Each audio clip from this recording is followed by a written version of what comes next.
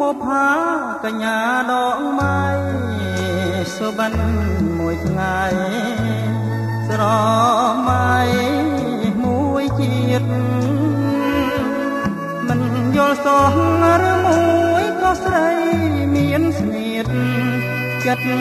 ចងជួបទៀតដើម្បីឲ្យអស់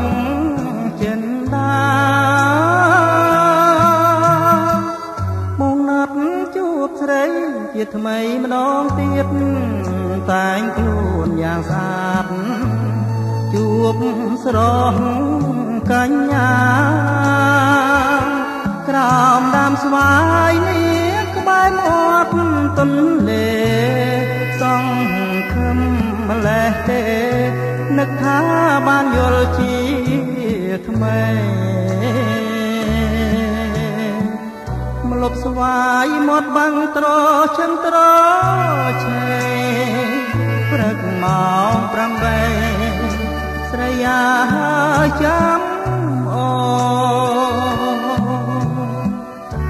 អង្គុយតែឯងសែនស្រណោះខ្លួន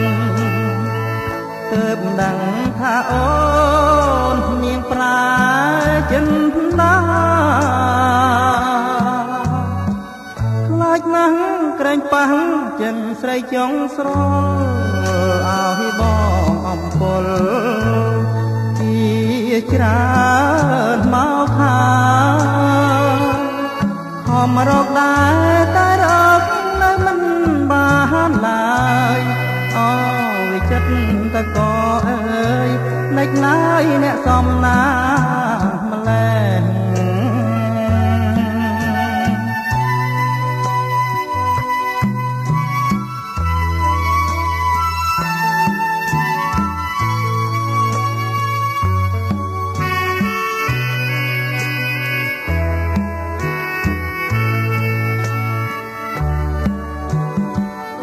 លប់ស្វាយមាត់បាំងត្រឈឹងត្រឆេប្រឹងម៉ោង8ស្រីអាយចាំអូអង្គុយតែឯងសែនស្រណោះខ្លួនទើបដឹងថាអូននាងប្រាចិនណាខ្លាចណាស់ក្រែងប៉ះចិនស្រីចង់ស្រលឲ្យបងអង្គុលជាច្រើនមកហើយខំរកដែរតែរកនៅមិនបានឡើយអូយចិត្តតកអើយលេចឡើយអ្នកសំណា